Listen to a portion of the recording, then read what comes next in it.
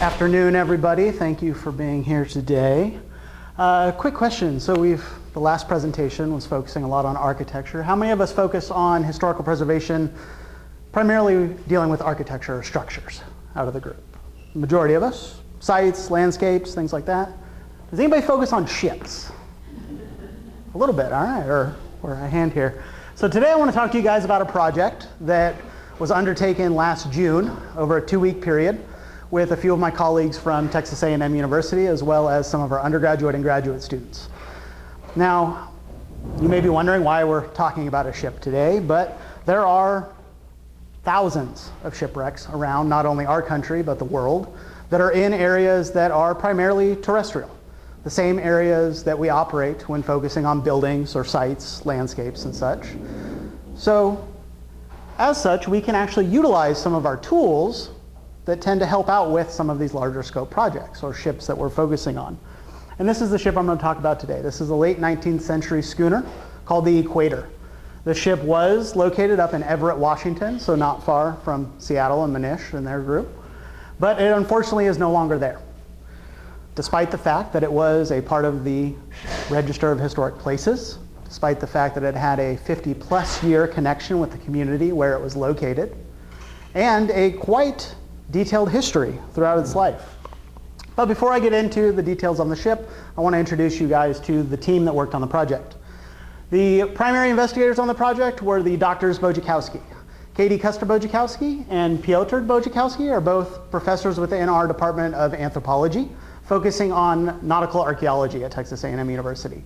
They both completed the Center for Heritage Conservation graduate certificate that we have at Texas A&M, and have, as such, been very aligned with our research center there. We also had myself. At the time, I was the director of our Center for Heritage Conservation at Texas A&M for a 2-year period, as well as one PhD candidate on the team, Raul Barakal, who was doing primarily the photogrammetry work for us.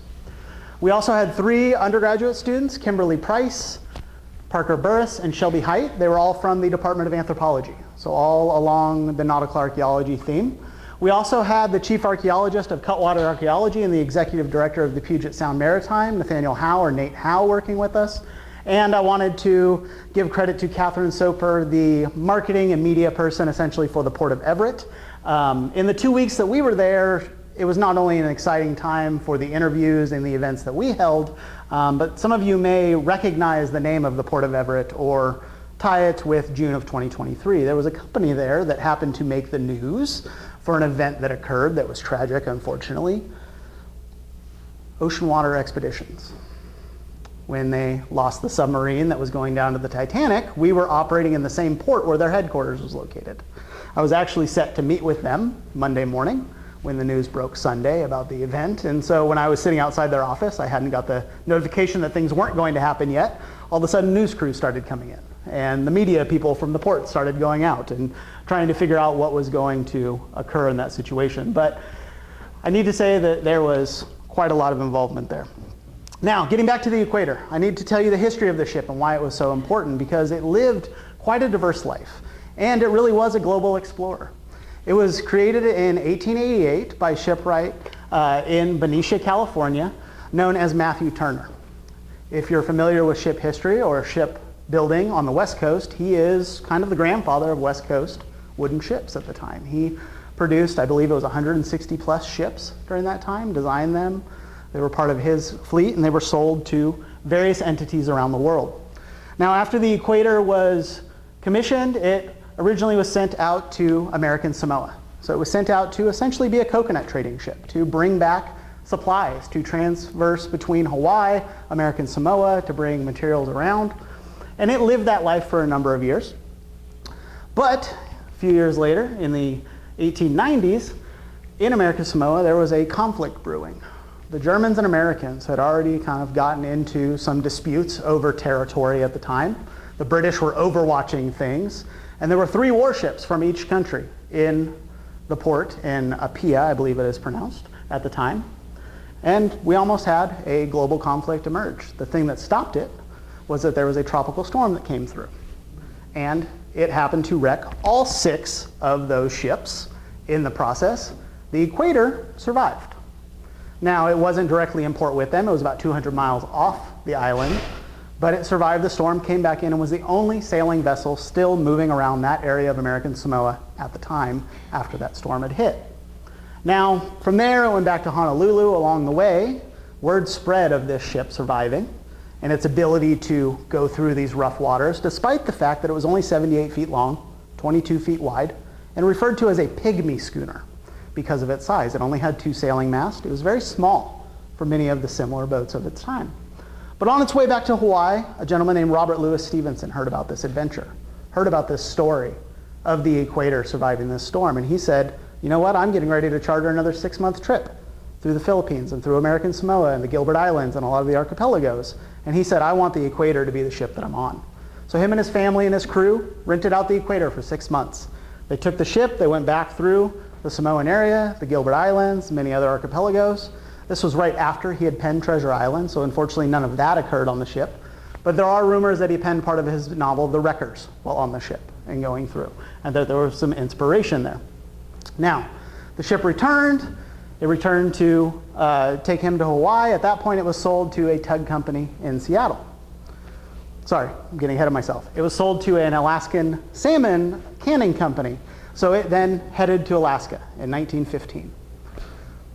A lot of the shortcomings of sailing and being propelled by wind came to view at that point. And so the ship was converted over to a steam engine. This was its first major renovation, which is important for its history. It continued to operate for a number of years up there, and then it went back down to Seattle where it became a tugboat. At that point in time, it was converted over to crude oil. So we had another advancement in technological history that occurred there in the ability to power things. Lived its life for a while, and then it was eventually converted over to diesel, and it continued to operate under that same purpose in the Seattle area until the 1950s. At what point they said, okay, the ship's lived its life, what are we going to do with it? Now there's an area known as Jetty Island, just outside Everett, Washington. Jetty Island is a location where a lot of ships have been jettisoned over the years to create a breakwater, essentially. They said, okay, what are we going to do with all these large timbers, these ballast stones? Let's run them aground and use them to break the waves, break the wake. Now, it was abandoned just off Jetty Island, and it sat there for about 10 years as a breakwater, just continuing to degrade throughout time. There was an article that was written of its expedition and of its survival in the Philippines, and there was some interest that started to arise. There was a local dentist who had just retired, and he decided, okay, I want to spend my money and put it into the equator. This is such an interesting piece of history that I want to start a foundation and I want to get behind this financially. So he started with a small group of individuals, the Equator Foundation at the time. They brought the ship up, they moved it over into the 14th Street shipyard dock, where they cleaned it over a number of years, and then they decided, okay, what's next for the equator? Is it going to live here within the shipyard? Is it going to have a presence in a specific park in the area? Do we want to have it in a museum?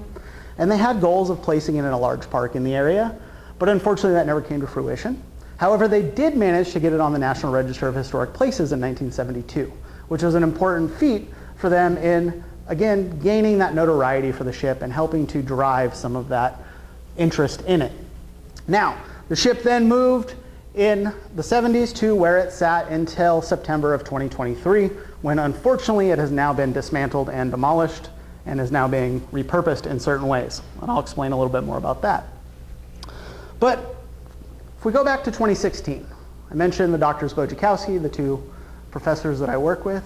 They learned about this ship while visiting family in the area, and they had an interest, being in the nautical archaeology world, to look into it more. They started to put together some efforts. There were a lot of questions though, because when the dentist died in the early 2000s, the ship then became essentially abandoned. Even though it was sitting in the port of Everett for 20 plus years, nobody owned it. It was sitting there completely unmaintained. They put a shade structure over it or a cover over it to protect it from some of the water damage in the coastal environment, but nothing was being done about the timbers. Nothing was being done about the structure itself. Unfortunately, 2017, a storm hit and the stern collapsed. That was the first kind of major downturn of the ship in almost a 50-year period. That also, though, was a bit of a catalyst in that it brought more attention back to the equator. It allowed more people to get interested in this historic site again. So they continued. The Port of Everett went through all of the legal proceedings. There were a lot of discussions with the Washington State Historic Preservation Officer, the trust, and eventually the Port of Everett in 2022 took ownership of the ship. So we've gone forward to 2022, but there was still a question of what do we do with it? Do we have money to restore this? Can we maintain it? Do we move it? Is there somebody else in the private world that would like to support this? And unfortunately, the decision was made after a lot of conversations that it would be deconstructed. That decision was to have that done in September of 2023. So we were given essentially 9 months or so between December 2022 and September 2023 to get whatever we could from this location. Now, unfortunately, there wasn't a lot of funding that we were able to secure, so we put together a very small field school, a 2-week expedition essentially, to go out to Everett and document the ship in 3 different ways. The first being through traditional methods, our traditional hand measuring methods, using tape measures, using calipers, the tried and true methodologies of documenting a ship's hull. We have methods that are out there through hair, a little bit adjacent to HABs in how we can document these, but if I'm being honest, they are lacking. There's a lot of area there that's open to interpretation for the individuals involved.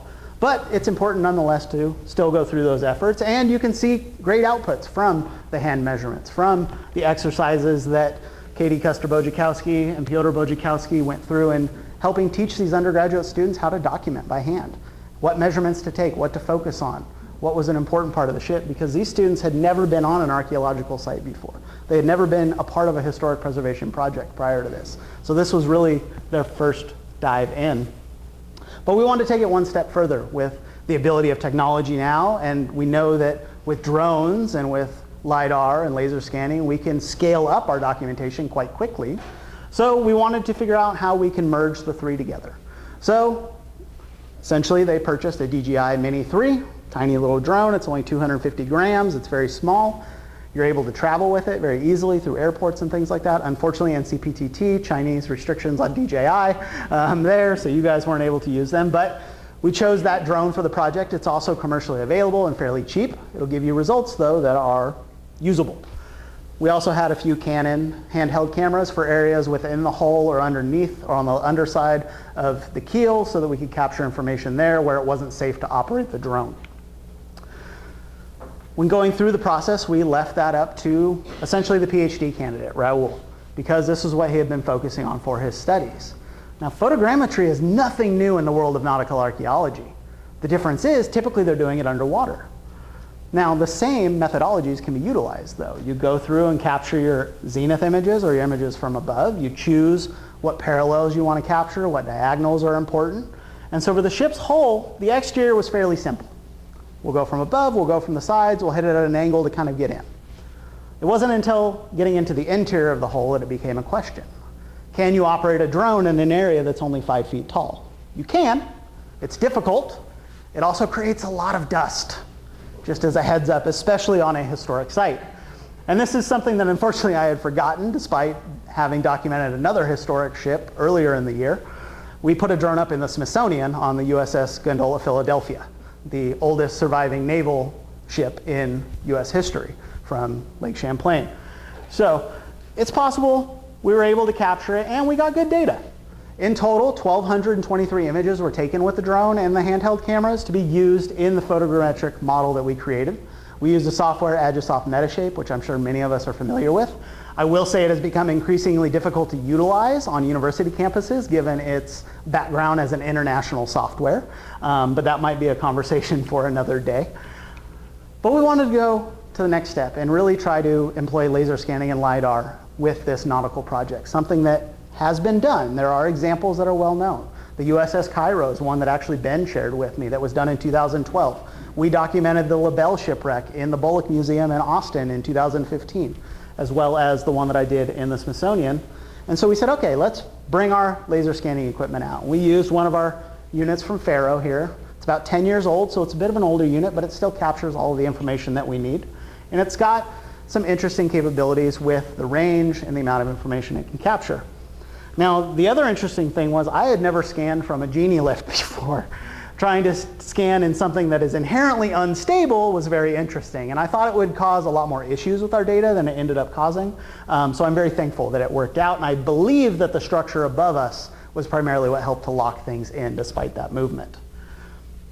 I went through and employed a similar methodology that I would with a building, focusing on the exterior first and working my way inward, and I ended up with 47 scan locations that the students captured while we were on site.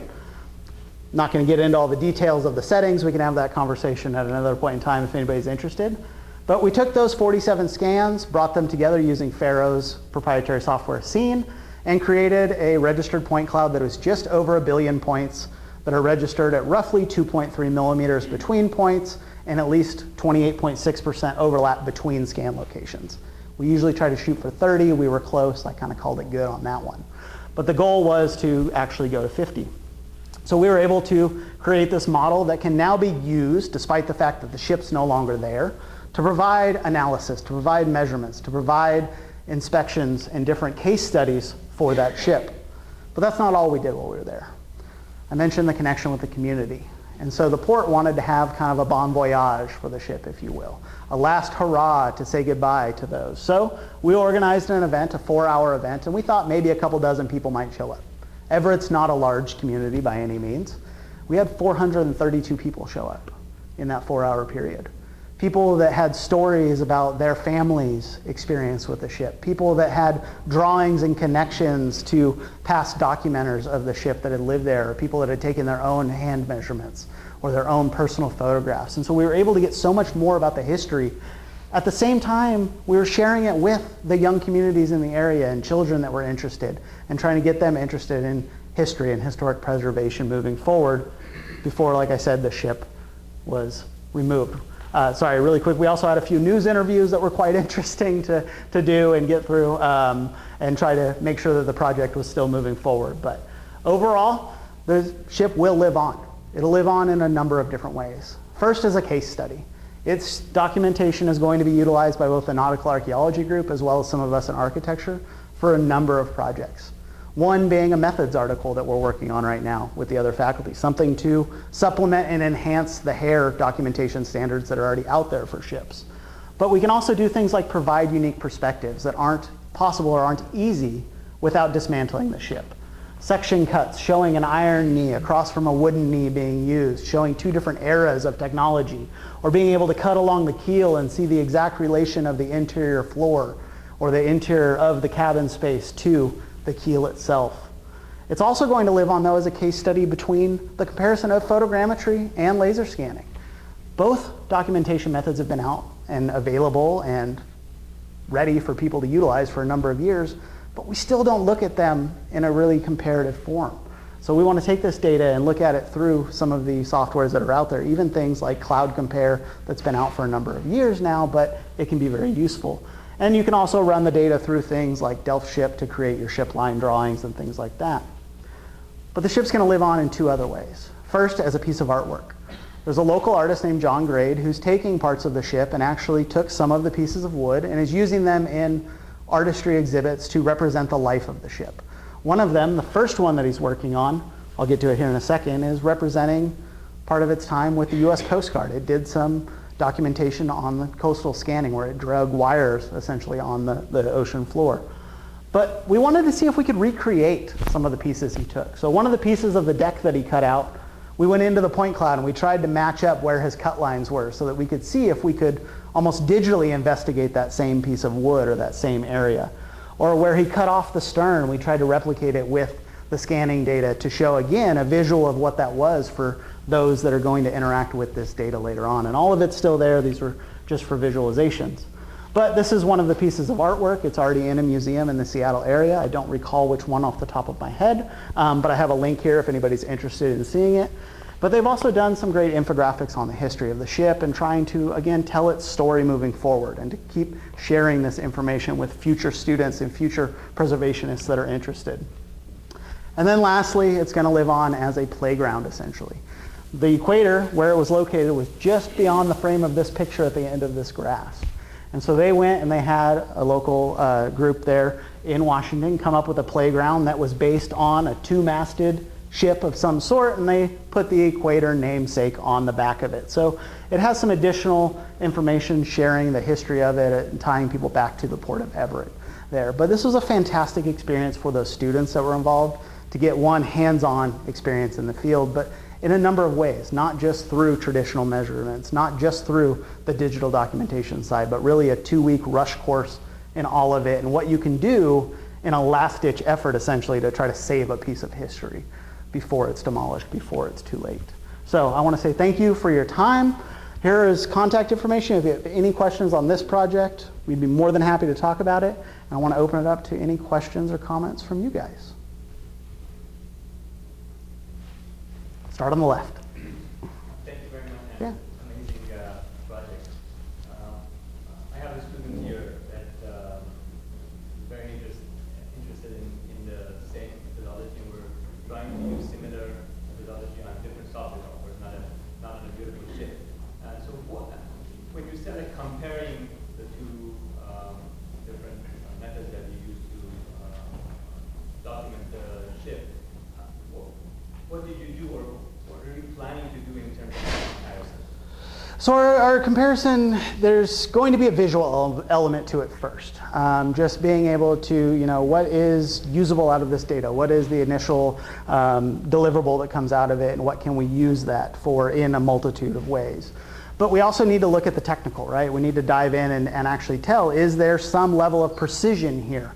We can understand that both methods are accurate.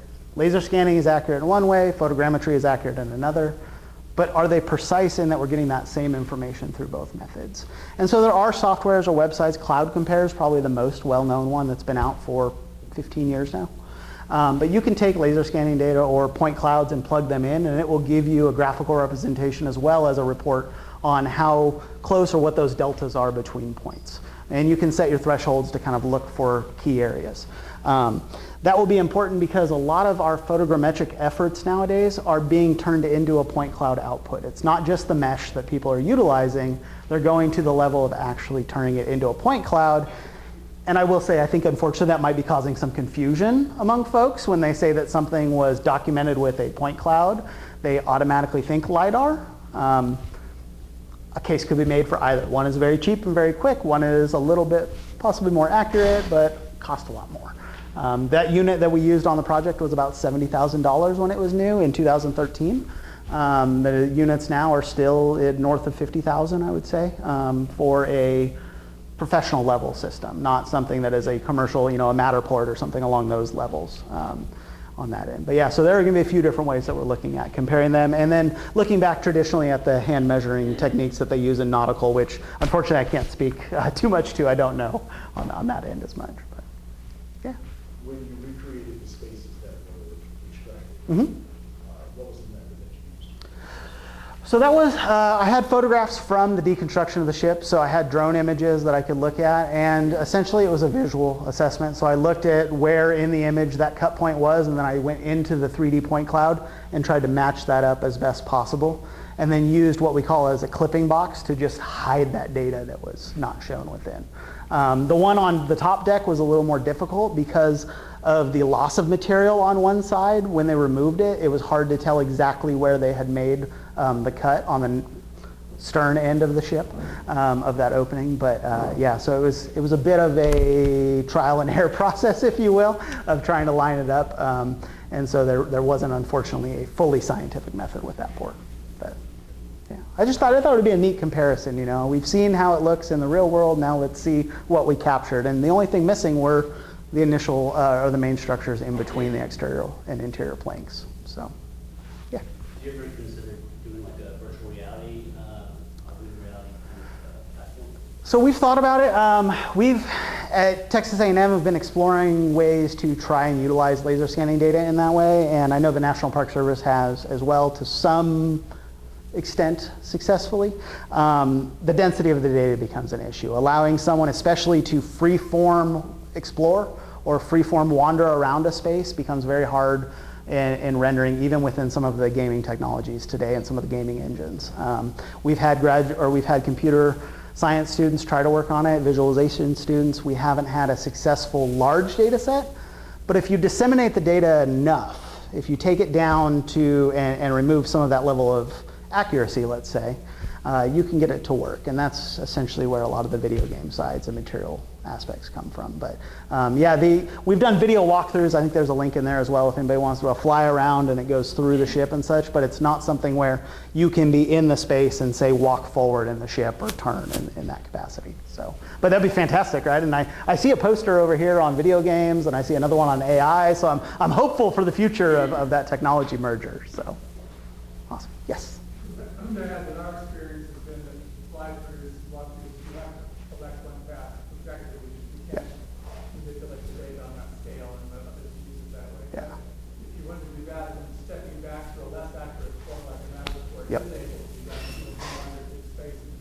If you're only interested in the visualization of it, that works perfectly well. Yeah. You can't then go pull exact dimensional data off that way. If you use it on the website or in a And that's similar to a lot of the national parks, the Statue of Liberty, the stuff Paul Davidson's done. I mean, he's kind of taken his laser scanning data and brought in elements. I don't know if he used a Matterport specifically or if it was like a BLK 360 or, you know, I'm with him on that. So, you know, a lot of those real estate and those quick and dirty kind of planning tools that are out there can be used for that visualization if you're just trying to put somebody in a static point. But to be able to maneuver through the space is that next level that hopefully we're going to get there. So yeah, whether it's through wearables, whether it's through, you know, an immersive environment room, who knows? But yeah, very cool.